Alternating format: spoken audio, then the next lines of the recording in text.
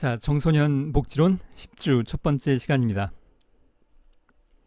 이번에 다루게 될 주제는 12장의 가정 밖 청소년 문제인데요. 교재로는 323페이지에 해당하는 내용인데 이 책이 500페이지가 넘어요. 예전에 이 정도 두께면 한 300페이지 될까 말까 정도였었는데 언제부터인지 출판 기술이 발전해서 페이지가 되게 얇아지면서도 이제 인쇄도 문제 없이 잘 되는 상황으로 바뀌는 바람에 이게 뭐 500페이지까지 안 돼 보이는데 페이지 수가 524, 530페이지를 넘어갑니다. 물론 이걸 다 다룰 수가 없어서 우리가 앞으로도 이제 몇 가지 장만, 챕터만 다룰 예정인데요. 이번 주는 12장 가정 밖 청소년. 가정 밖, 주로 가출을 의미하는 것이라고 보면 되겠습니다. 자, 넓은 의미에서 가정 밖 청소년이란 가정이 아닌 곳에서 생활하는 모든 청소년을 의미하는 것이어서 이 경우에는 가출 청소년을 포함해서 홈리스 청소년, 그러니까 노숙인이 장년층만 있는 것은 아니어서 홈리스 청소년 또는 시설에서 거주시설, 그런 양육시설에서 보호 중인 청소년까지를 포함할 수도 있겠는데 여기에서는 이렇게 넓은 의미까지 바라보는 것은 아니고요. 가출 청소년이란 주로 가출 청소년을 의미합니다. 가정 밖, 가정의 바깥에 있는 자신을 둘러싼 환경의 문제를 해결하기 위해서 의도적이거나 비의도적으로 가정에서 나온 후에 24시간 이상 집에 들어가지 않아서 도움이 필요한 청소년이라고 정의하고 있는데요. 물론 학자마다 이 정의는 굉장히 달라질 수 있겠는데 이제 이 24시간을 어떻게 정의할 거냐의 문제인 건데, 사실 이것도 엄밀하게 이야기하자면 의도적으로 가정에서 나온 후에 24시간, 우리가 청소년 캠프를 가서 2박 3일 동안 집에 안 들어가도 여기에 해당이 될 수도 있겠어요. 이 문장만 가지고는. 근데 이제 그런 것까지는 해당이 되지 않겠고요.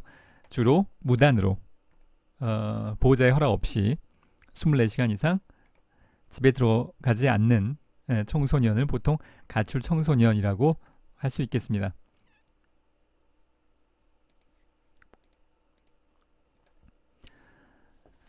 자, 가정 밖 청소년, 가출 청소년의 유형을 살펴보면 우리 교재는 물론 또 학자마다, 특히 미국 학자들의 분류를 여러 가지로 표로 분류하고 있는데요.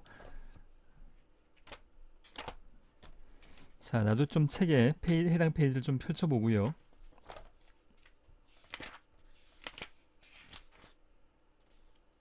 (328페이지에) 다른 분류는 살펴보지 않겠고요. 특히 이제 영미권의 가출에 대한 분류하고는 또 우리나라 문화하고 안 맞는 부분도 있고, 328페이지에 중간부터 나와 있는 5가지에 대해서 간략히 보려고 합니다. 첫 번째가 시위성 가출인데요. 가출 그 자체보다는 가족이나 주위 환경을 변화시키기 위한 목적으로 가출을 행하는 경우인데, 예를 들자면 부모가 잦은 싸움을 하거나 원하는 것을 들어주지 않을 때 자신이 의도한 바를 달성하고자 가출하는 경우인데요. 이걸 또 명확하게 5가지를 퍼센트로 구분하기는 어렵습니다만, 그래도 전체적으로 보자면 이 시위성 가출의 비율이 가장 높지 않나 싶습니다. 그러니까 뭔가 부모가, 사실 보호자가 꼭 부모만은 아니겠는데 일반적으로 부모니까 부모라고 한다면, 부모가 뭔가 원하는 것을 들어주지 않았을 때 항의의 의미로 집을 나가버리는, 우리가 청소년 복지의 연령이 넓게 보면 24살까지인데요. 24살 청소년이 결혼하고 싶은데 이제 부모가 반대하는 상황 있을 수 있겠죠. 드라마에 보면 매번 나오는 그런 상황에서, 그래서 주인공들이 많이 가출을 하죠. 부모가 하도 반대를 하니까 가출해버리는 상황인데요. 그 경우가 이 경우에 해당한다고 볼 수 있겠는데, 대개 이런 경우는 그 자발적으로 일정 기간 안에, 또 대개는 짧은 기간 안에 집으로 돌아가게 되죠. 아예 정말로 나오려고 해서 나온 것이 아니라 이제 목적을 달성하는 것이, 시위하는 것이 그 목적이기 때문에 뭐 하루든 대개는 짧은 시간 안에 자발적으로 집으로 돌아가는 경우가 대부분이어서 큰 문제로 청소년 비행이나 이렇게 연결되지 않는다고 볼 수 있겠습니다.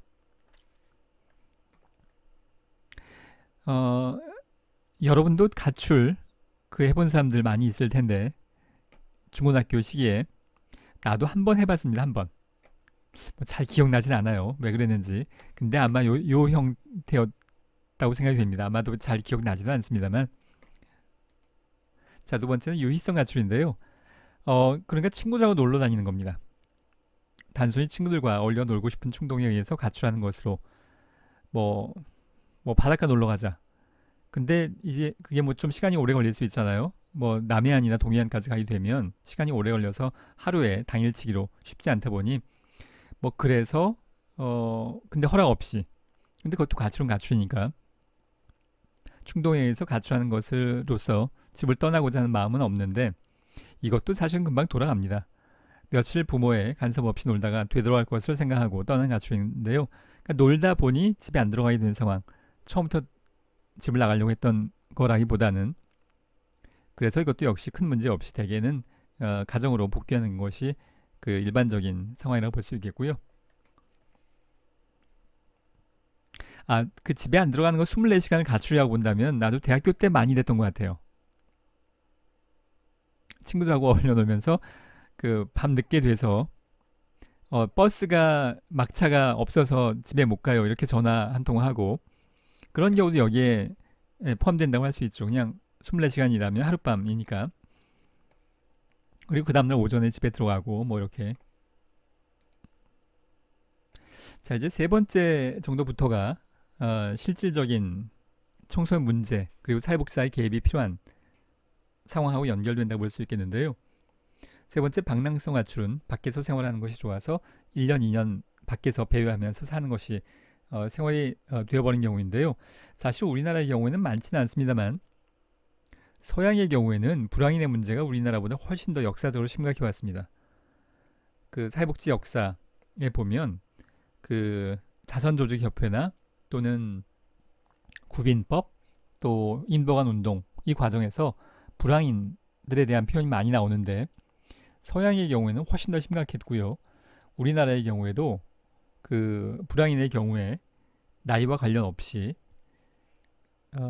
그 불황인들이 시설, 노숙인 시설에 들어가면 먹고 자는 게 해결되는데, 왜 한겨울에 끼니도 그 구걸해 가면서 추운데 밖에 있는가에 대해서 시설이 있는 걸 몰라서 그런 경우는 없다고 봐도 무방합니다. 시설에 들어가서 뭔가 규칙에 맞춰서 생활해야 되는 것에 대해서 굉장히 부정적이고, 그냥 이렇게 바깥에서 자유롭게 생활하는 것이 생활 방식으로서 더 선호되기 때문에 실제로 그런 경우가 그 불황인의 경우엔 일정 정도 있다고 그 경향이 어느 정도 있다고 볼 수 있겠습니다. 자, 이제 실제로 그 청소년 복지에 문제가 되는 것은 네 번째와 다섯 번째인데요. 추방성 가출은 가족이나 주위 환경으로부터 가출하도록 떠밀려 나온 경우로서, 이들의 가족들은 가출 청소년에게 무관심, 방임 등의 태도로 일관해서 청소년에게 어떠한 관심이나 사랑도 주지 못하고 가족으로서의 기능을 제대로 수행하지 못하는 경우인데요. 그러니까 너 집에서 나가버려. 자, 우리가 대개 사회복지를 전공하는 학생들이 대개 그 모범생인 경우가 많아요. 중고등학교 때 막 큰 사고를 치고 소년 갔다 오고, 이런 뭐 가출 많이 자주 하고, 한두 번이야 물론 뭐 할 수 있겠지만 이런 경우가 별로 없어요. 대개 중산층의 그 모범생인 경우가 많기 때문에 이 특이한 가정의 상황들, 아동을 학대한다거나 청소년을 집에서 나가버리라고 한다거나 이런 경험을 가진 그걸 본인의 경험으로 가진 경우가 많지 않을 텐데요. 내가 만났던 기억에 남아있는 클라이언트 중에 사회복지 현장에서 내가 한 15년 정도 일을 했을 때 기억에 남아있는 클라이언트 중에 한 명도 그 부모가 중학교를 안 보냈답니다. 중학교를 안 보내고 공장 가서 일을 하라고 일을 시켰대요. 돈 벌어오라고 중학생한테. 물론 일반적이지 않아요. 근데 우리가 만나는 클라이언트의 상황은 일반적이라면 사회복지사 만나지 않을 수 있습니다. 뭔가 통상적이지 않게 어려움을 겪고 있는 상황들에 대해서 우리가 그 클라이언트로 도움을 주려고 하는 거지, 그냥 보통의 평범한 청소년들, 물론 그런 경우에도 우리가 발달 과정에 도움을 줄 수 있는 게 여러 가지가 있지만 이렇게 뭔가 평범하지 않은 어려움을 겪는 청소년들을 우리가 대상으로 실천하는 경우가 더 우선적이라고 할 수 있겠습니다. 그러니까 가족이 문제인 셈이죠. 가족이, 보호자가. 청소년이 지금 나가려고 하는 게 아니라 뭐 나가서 공장 가서 돈 벌어오든가 집에서 없어져 버리라거나, 그래서 어쩔 수 없이 나오게 된 상황이라고 볼 수 있습니다. 자, 이제 5번째로 생존형 가출인데요. 가족으로부터 신체적, 심리적, 정신적 학대를 받고 생존을 위해서 어쩔 수 없이 도망쳐 나온 경우인데, 이들은 가출에 대해서 죄책감을 느끼면서 언제든지 가족으로부터 되돌아가려는 욕구를 가진다고 할 수 있겠는데, 사실 4번째와 5번째를 뭐 명확히 구분하는 것은 어렵겠습니다만, 5번째 경우에는 가족 방임된 경우의 상황이 더 관련됐다고 볼 수 있겠습니다. 가족 안에서는 기본적인 생활이 안 되는 셈이죠. 뭐 밥 먹는 것도 어렵고, 뭐 부모가 챙겨주지도 않고, 학교 보내지도 않고. 자, 이런 경우에 어쩔 수 없이 살기 위해서 집을 나온 경우가 이제 생존형 가출에 해당이 된다고 볼 수 있겠고요. 우리가 앞으로 이제 동영상을 볼 텐데 관련된 이 생존형 가출이라는 표현이 나올 겁니다. 자, 가출의 원인에 대해서 살펴보겠습니다. 개인적 차원과 환경적 차원, 이렇게 두 가지로 나눠 보고 있는데, 자, 먼저 개인적 차원. 이 문장들은 뭐 다 교재에 있는 내용을 옮겨온 건데요. 가출 원인이 가출 청소년이 일반 청소년들과 구분되는 정서적, 행동적 특성을 가지기 때문이라는 점에 근거하는 것으로서 초기에 가출 청소년 연구에서 주로 행해진 접근, 여기서 초기라는 것은 뭐 거의 한 100년 전쯤 얘기하는 겁니다. 사회복지가 처음 출발했던 이들 연구에 따르면 가출 청소년들은 정서적으로 불안하고 우울하거나 충동적이면서 화를 잘 내는 등의 신경증 또는 정신적 장애, 해소되지 않은 오이디푸스 컴플렉스를 갖거나 낮은 자존감, 자신감의 결여, 원만치 않은 대인관계, 방어적 등의 특성을 가지고 있다고 표현하고 있는데요. 자, 일단 이런 부정적인 특성들이 관찰될 수 있겠는데,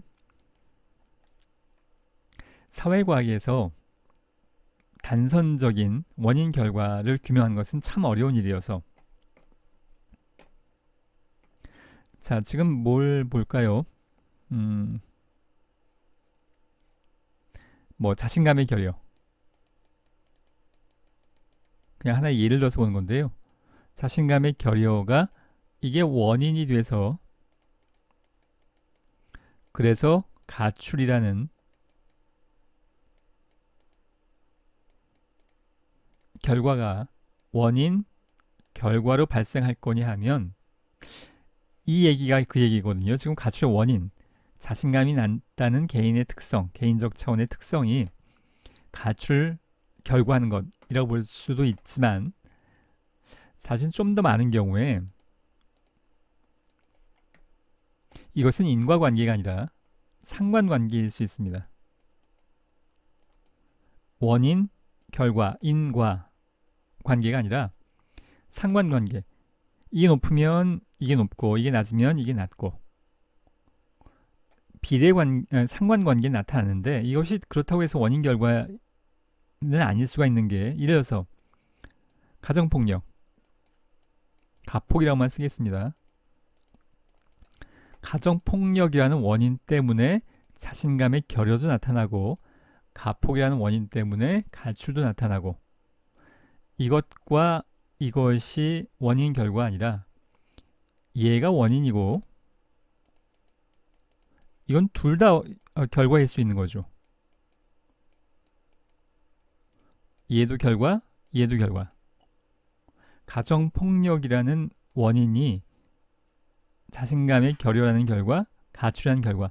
그러니까 자신감의 결여와 가출이라는 현상이 동시에 관찰될 가능성은 높아요. 우리가 그걸 상관관계라고 이야기하는데 상관관계가 곧 인과관계는 아닐 수 있다는 겁니다. 자, 좀 더 쉬운 예를 들면 자, 여름이 됐습니다. 그러면 선풍기도 많이 팔릴 거고요. 아이스크림도 많이 팔릴 거예요. 여름이라는 원인 때문에 선풍기도 많이 팔리고 아이스크림도 많이 팔려요. 근데 선풍기라는 원인 때문에 아이스크림이 많이 팔리는 건 아니죠. 둘 다 결과예요.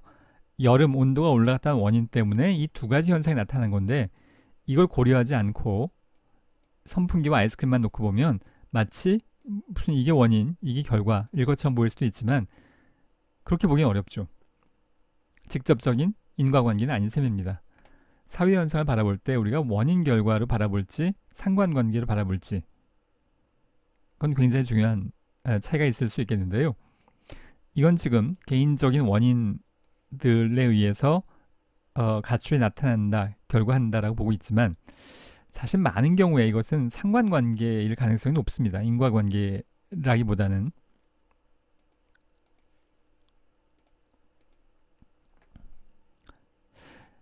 자, 그 개인적인 원인이 전혀 없을 수는 없어요. 분명히 있겠지만 그래도 아동이나 청소년의 경우에는 많은 경우가 그걸 퍼센트로 이야기할 수는 없어요. 근데 많은 경우가 환경적 요인인 경우가 더 많다고 생각이 되고요. 그 첫 번째가 가정적 요인인 셈이죠. 가족의 어떤 원인 때문에 가출이 발생할 가능성이 사실은 더 비중 있게 다루어져야 된다고 생각을 하는데요. 가족 환경이 가족 구성원에게 미치는 부정적 영향은 실로 막대한 것이어서 그 중에서도 단지 가족의 구조적 해체 그 자체보다는 이로 인해 2차적으로 파생되는 방임과 갈등, 빈곤, 구조적으로 특별한 결함이 없더라도 가정불화, 방임, 무관심 등 심리적 갈등으로 가족이 제대로 기능하지 못하는 기능적 해체가 가출의 더 큰 요인으로 하여간 가정에 뭔가 여러 가지 뭐 빈곤의 문제든 방임이든 가족의 갈등이든 뭐 집안에서 맨날 엄마 아빠가 싸우든 자 이런 여러 가지 원인이 가출의 원인이 될 수 있는 것 여러분이 뭐 이해하기는 하나도 어렵지 않아요. 지금 여기 이 중간 이후부터는 이론적인 얘기 거의 안 나와요. 이건 뭐 여러분들이 이거 내가 설명해야만 꼭 아니야 하면 뭐 그냥 읽어보면 알만한 내용들입니다. 어려운 내용 하나도 없어요. 아마도 학기 말까지 이론적인 내용 거의 안 나올 겁니다. 자, 그래서 뭐 쭉 읽어 나가죠. 부모의 교육 정도, 부모의 직업 정도, 가정의 수입 정도 등 가출 청소년을 둘러싼 가정의 사회 경제적 환경도 가출과 관련이 있고요. 부부간의 불화, 부모 자녀 간의 갈등, 부모의 훈육 방법, 의사소통 유형, 역할 등이 가출의 중요한 요인으로 작용을 합니다. 자, 학교 요인이요. 자, 뭐 여러분 좀 벌써 지겹겠지만 앞으로 내내 듣게 될 다른 과목에서도 우리는 클라이언트 한 명만을 바라보지 않고요. 한 명에 대해서만 개입하는 게 아니고 가출 청소년이 문제니까 가출 청소년을 어떻게 변화시킬 거냐. 물론 이것도 우리의 필요한 관점인데 클라이언트를 둘러싼 환경, 이 환경 중에 가족, 학교, 지역사회, 더 넓게는 법과 행정도 포함할 수 있겠고 이것들이 어떻게 청소년에게 가출이라는 행동을 도출하게 되었는가에 대해서 관점을 갖는 것. 우리는 환경을 빼놓고 이야기하지 못하고요. 그 환경 중에 제일 중요한 게 가정이고 그 다음에 여러 가지 학교와 지역사회까지를 보려고 하는 겁니다. 학교라는 환경에 청소년으로 하여금 가출을 야기하도록 하는 요인은 크게 입시 위주의 교육풍토, 교우나 교사와의 관계 등이 있겠고요. 특히 입시 중심의 주입식 교육이 극단적인 이기주의를 조장한다거나 좌절감과 패배감을 통한 낮은 자존감 형성 및 비행 행동의 야기 등을 일으킬 수 있는 잠재적인 것 같아요. 잠재력 아니고 잠재적 요인이라면 교사와 교우 관계는 가출의 촉발 요인이 될 수 있겠습니다. 자, 촉발 요인이라는 단어도 인과관계와는 좀 다른 얘기인데요. 그러니까 원인이 있고 원인이 결과를 일으키는데 인과관계를 일으키는 방아쇠 역할을 하는 것, 그것이 촉발 요인이라고 할 수 있습니다. 그러니까 원인 결과의 가능성이 잠재되어 있다가 촉발 요인을 만나면 이게 확 결과되어지는 거예요. 평소에는 잠잠히 원인 결과이긴 한데 잠재되어 있다가 이걸 촉발시키는, 마치 그 방아쇠를 당기는 그런 상황을, 그런 요인을 촉발 요인이라고 합니다. 그러니까 자, 이러저러한 내용들, 여기가 원인이라고 본 겁니다. 결과는 가출이에요. 가출인데, 근데 이것이 언제 촉발되냐 하면 교사와 관계가 나빠지거나 친구들과 관계가 나빠지면 이런 원인들이 실제 결과로 촉발된다는 것의 의미입니다. 일부 교사들에 의해서 행해지고 있는 학생들에 대한 비인간적인 처우, 요즘 군대에서도 당연 때리진 않는답니다.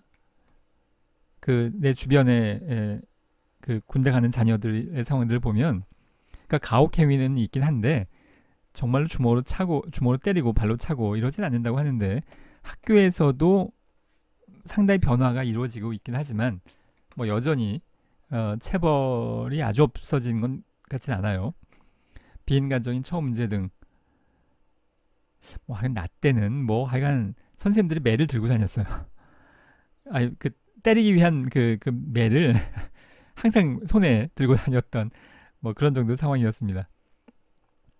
한창 예민한 청소년들에게 자신감 상실, 우울, 심지어는 가출 행동의 요인이 되기도 하겠고요. 특히 가출 후에 학교로 복귀했을 때 교사나 학교로부터 가출 또는 비행 청소년으로 낙인 찍히고 처벌 위주의 징계가 가해질 때 학교 생활에 적응하지 못하고 다시 가출하는 악순환이 초래되기도 하는데, 낙인 이론에서 했던 한번 낙인 찍히면 제 문제야, 그러면 계속 문제 행동으로 연결되는 상황을 이야기합니다.